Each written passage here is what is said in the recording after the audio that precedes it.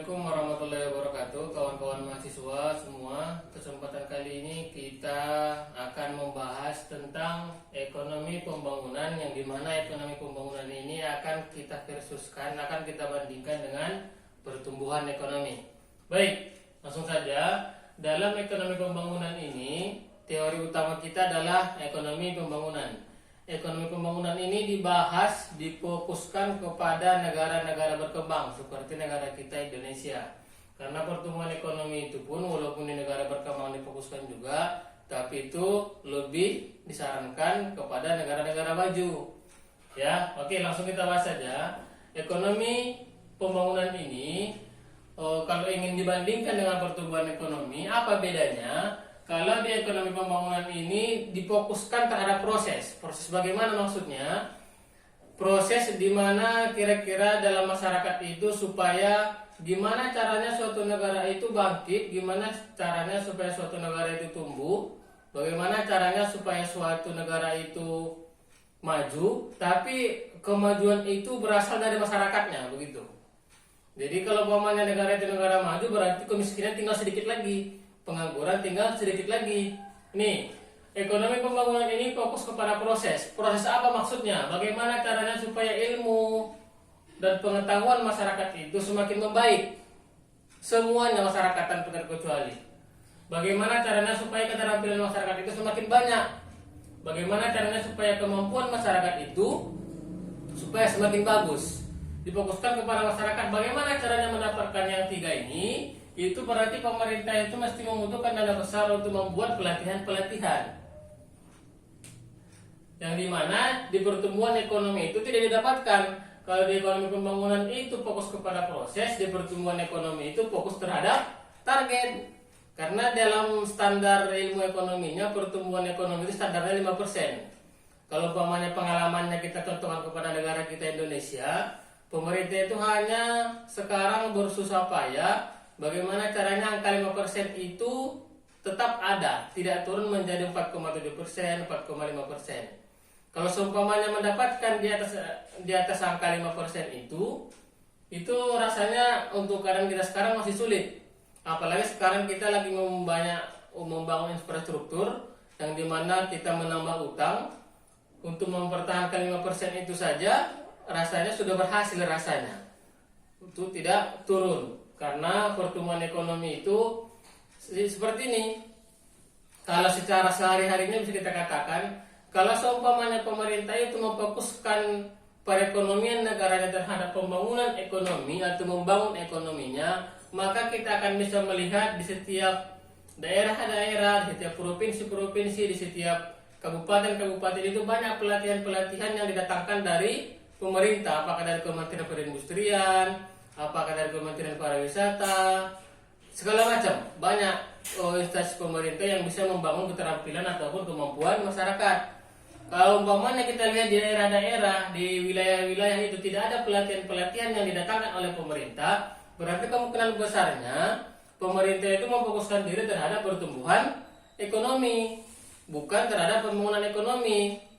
Tanpa kita lihat laporannya pun bisa kita lihat di kehidupan sehari-hari. Kira-kira pemerintah itu lebih sering kerjasama kepada orang-orang kaya atau memberikan pelatihan-pelatihan kepada masyarakatnya?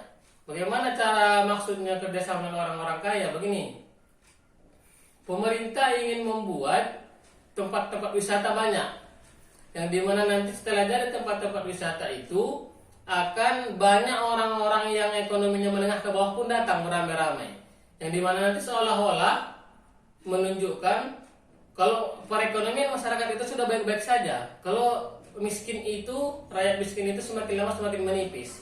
Padahal tidak, karena banyak orang ditemukan itu datang pun ke tempat wisata itu bukan berarti karena keuangannya berlebih, hanya sebatas ingin saja ke sana karena sudah ada. Sama seperti kita menggunakan jalan tol umpamanya. Walaupun kita tahu itu sudah dibangun dari utang, bukan dari keuangan negara sendiri, tetap kita pakai. Kenapa? Sudah ada jalan tolnya, ya tetap kita pakai. Walaupun nanti kita tahu yang membayar utang untuk membangun jalan tol itu nanti mungkin anak dan cucu kita, kemungkinan besarnya. Karena itu bakal dalam jangka panjang. Kalau seumpamanya banyak fokusnya tadi apabila banyak pelatihan-pelatihan yang diberikan pemerintah, berarti kita acuannya berarti pemerintah sekarang ini sedang membangun masyarakatnya. Karena apabila ekonomi pembangunan difokuskan oleh pemerintah, secara otomatis pertumbuhan ekonomi bakalan datang. Kalau kemampuan masyarakat itu semakin lama semakin bagus, tentunya semakin berinovasi, tentunya itu diharapkan akan semakin mendapatkan inovasi tanpa menjadi pegawai. Dia mempunyai kreasi, mendapatkan usaha atau membuka usaha untuk mendapatkan meningkatkan perekonomian keluarganya. Secara otomatis tanpa diperintahkan pun, apabila ekonomi pembangunan di suatu negara itu baik, pertumbuhan ekonominya pun bakal meningkat. Bukan hanya angka standar 5%, mungkin akan lebih. Kenapa ini jarang dilakukan pemerintah ekonomi pembangunan ini? Karena memang membutuhkan budget yang besar. Apalagi umpamanya negara kita sangat banyak penduduknya.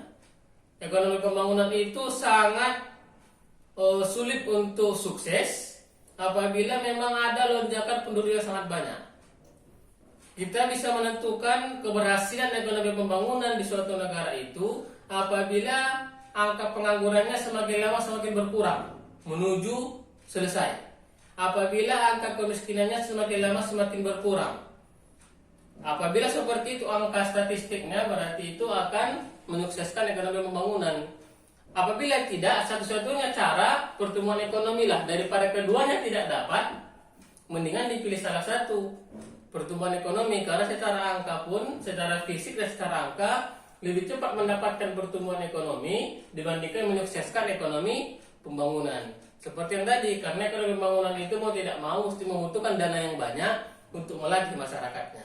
Sementara kalau pertumbuhan ekonomi saja difokuskan, bisa saja didatangi saja, diajak kerjasama orang-orang kaya, diminta supaya membuat tempat-tempat wisata yang dimana itu nanti bakal orang masyarakat, seluruh masyarakat datang ke sana, seolah-olah masyarakat itu memang sudah melebihi dananya, dia untuk kecukupan sehari-harinya sudah selesai, ada lebih dana makanya bisa berwisata, seolah-olah seperti itu.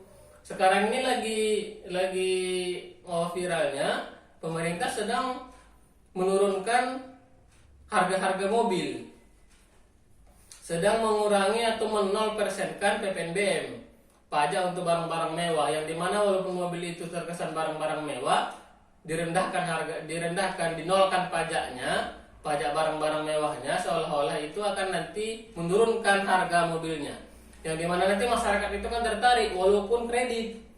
Jadi nanti apabila banyak masyarakat yang tertarik untuk membeli mobil, dan kejadian dibelinya mobil walaupun dia meminjam uang, walaupun di kredit membelinya, itu akan terlihat nanti masyarakat itu semakin banyak yang memiliki mobil, dan seolah-olah itu masyarakat itu sudah lepas dari angka kemiskinan. Walaupun sebenarnya itu membeli mobil dengan cara mengutang, kan begitu. Walaupun nanti pada akhirnya itu beli akan ditarik kembali karena tidak sanggup membayar cicilannya. Tapi nanti apabila terjadi itu semakin banyak masyarakat membelinya, itu akan terlihat masyarakat itu sudah banyak memiliki mobil, berarti sudah banyak mengurangi angka kemiskinan dan angka pengangguran yang ada di suatu negara itu. Oke, makanya ekonomi pembangunan itu sama dengan pertumbuhan ekonomi. Tetapi apabila pemerintah melonjakkan terhadap pertumbuhan ekonomi, belum tentu baik juga ekonomi pembangunannya. Apabila dibaikkan pertumbuhan ekonomi, difokuskan terhadap pertumbuhan ekonomi, belum tentu baik juga ekonomi pembangunannya. Tetapi apabila membaikkan ekonomi pembangunan, sama dengan otomatis akan baik jugalah pertumbuhan ekonominya. Oke kawan-kawan, mungkin sekian penjelasan singkat saya, hanya menggunakan bahasa-bahasa yang mungkin mudah dimengerti atau menggunakan bahasa sehari-hari. Untuk penjelasan panjangnya bisa dibaca di buku pegangan kita. Ya, apabila memang masih ada pertanyaan, silakan ditanyakan, dijapri ke WA ataupun cara yang termudah bagi kawan-kawan. Saya cukupkan sampai di sini. Sekian. Assalamualaikum warahmatullahi wabarakatuh.